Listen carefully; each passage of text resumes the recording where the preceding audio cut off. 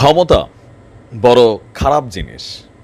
দীর্ঘদিন যাবৎ যে ঐক্য ছিল, মিত্রতা ছিল, তলে তলে হতবা প্রকাশ্যে আমরা দেখেছি অনেক আগ থেকে একটা বিভাজন, কিন্তু এবার ফাইনালি এই তত্ত্বাবধায়ক সরকার বা অন্তর্বর্তীকালীন সরকার আসার পর প্রথমবারের মতন বিএনপির যিনি এই মুহূর্তে আমরা মুখপাত্রই ধরতে পারি, বিএনপির এই মুহূর্তে যিনি বাংলাদেশে বসে টোটাল এতদিন যাবৎ বিএনপিকে লিড করেছেন, মির্জা ফখরুল ইসলাম আলমগীর। দর্শক, বিএনপির সাথে জামাতের সম্পর্কটা কেমন আপনি কমেন্টে লিখেন, অথবা আপনি কি মনে করেন যদি আপনি এই দুইটা দলের সমর্থক না হয়ে থাকেন, সামহাও জামাত বেটার নাকি বিএনপি বেটার?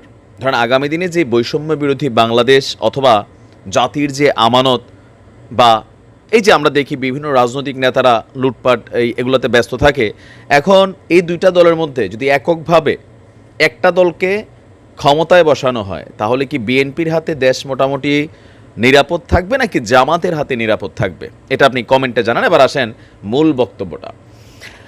জামাতের গতকালকে যে নিষিদ্ধ করা হয়েছিল আওয়ামী লীগের আমলে, আওয়ামী লীগ সরকার সেটা কিন্তু সিদ্ধান্তটা প্রত্যাহার করেছে আদালতের মাধ্যমে।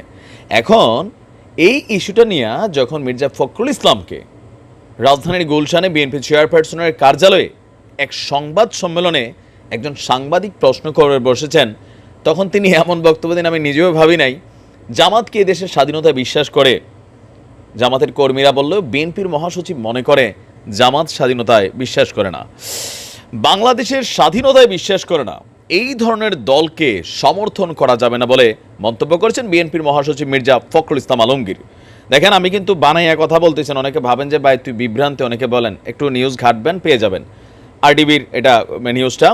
মির্জা ফখরুল ইসলামের কাছে একজন সাংবাদিকের প্রশ্ন ছিল যে সরকার জামায়াত ইসলামের নিষিদ্ধ করার আদেশটিকে প্রত্যাহার করে নিয়েছে, তো এখন আসলে এই ব্যাপারে বক্তব্যটা কি আপনাদের বা চিন্তা ভাবনাটা কি? তো তিনি বলছেন আমার বাংলাদেশের স্বাধীনতা বিশ্বাস করে না সেই দলকে তো ভাই আমরা সমর্থন করা যাবে না, তবে আমরা মনে করি মানুষের অধিকার আছে একটা সংগঠন তৈরির, রাজনীতি করার। আমরা কোনো রাজনৈতিক দল নিষিদ্ধের পক্ষে নই, সে যেই দলই হোক, মানে আওয়ামী লীগের পক্ষেও আছে অবস্থান নিষিদ্ধ করার পক্ষে না। আমাদের সংবিধানেও যে কোনো ব্যক্তির অধিকার রয়েছে সংগঠন করার, কিন্তু স্বাধীনতা সার্বভৌমত্বের পক্ষে থাকতে হবে। তো আওয়ামী লীগ তো বলতে আমরা স্বাধীনতার পক্ষের শক্তি, এখন বিএনপি কি বুঝাতে চাচ্ছে যে জামাত স্বাধীনতার বিপক্ষের শক্তি? ৭১-এর ইতিহাস কিন্তু সেটাই বলে, বাট সেটার জন্য জামাত এক ধরনের কনফেশন দিয়েছে, বা ৫৩ বছর পরে আবার দেখেন রাজনৈতিক খেলাতে আসা এই স্বাধীনতার পক্ষে বিপক্ষে কথাগুলো ঘুরে পেঁচায় কিন্তু আসছে।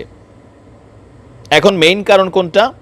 যে বিএনপি মনে করছে, আমার কাছে যতটুকু মনে হয়, যে এই যে বিএনপি জামাতের উপর থেকে যে নিষেধাজ্ঞাটা প্রত্যাহার, এখন বিএনপির মহাসচিব যিনি আছেন তারেক রহমানের স্টেটমেন্ট আমি জানি না, তিনি কোনো রকম বক্তব্য দেন নাই, বাট এই মুহূর্তে বিএনপির মহাসচিব মির্জা ফখরুল ইসলাম আলমগীরের এমন মন্তব্যটা আসলে আপনি কি মনে করতেছেন? আমি মনে করলে তো আবার সমস্যা, বলবেন যে আপনি আপনার মতন মনে করছেন।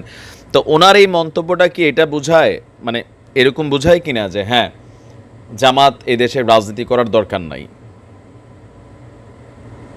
স্বাধীনতার বিপক্ষের শক্তি, তাদের সমর্থন দরকার নাই, এরকম কিছু বুঝাইলো? নাকি আমি ভুলও বুঝতে পারি, নাকি মানে কি বুঝাইলো আসলে বিষয়টা? সরাসরি প্রশ্নটাই ছিল জামাতকে নিয়ে, আর আমি আপনাদেরকে স্ক্রিনশটে দিয়েছি সাংবাদিকের প্রশ্নটা এবং কি ওনার অ্যান্সারটা। তো আমার কাছে মনে হচ্ছে আর কি, দিন শেষে ক্ষমতা বড় অদ্ভুত জিনিস ভাই।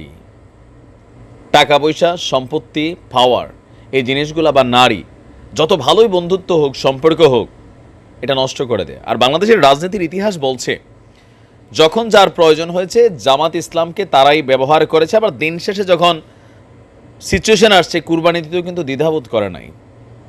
যদিও মির্জা ফখরুল ইসলামের সিদ্ধান্ত কি তারেক জিয়ার সিদ্ধান্ত কিনা, বাট দলটির যেহেতু মুখপাত্র তিনি যা বলবেন এটা দলকে আসলে রিপ্রেজেন্ট করে। তো জামাতের যিনি আমির আছেন, তিনার কথাবার্তা এই কয়েকদিন যাবত আমার কাছে মনে হয়েছে মানুষটা খুবই ভালো মানুষ।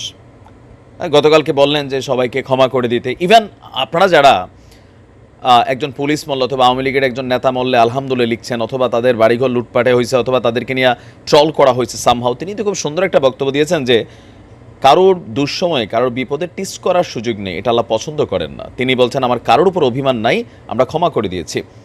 মানে কথাগুলো খুবই সুন্দর লাগছে, যেটা ভালো কথা, এটাকে অ্যাপ্রিসিয়েট করতে হবে।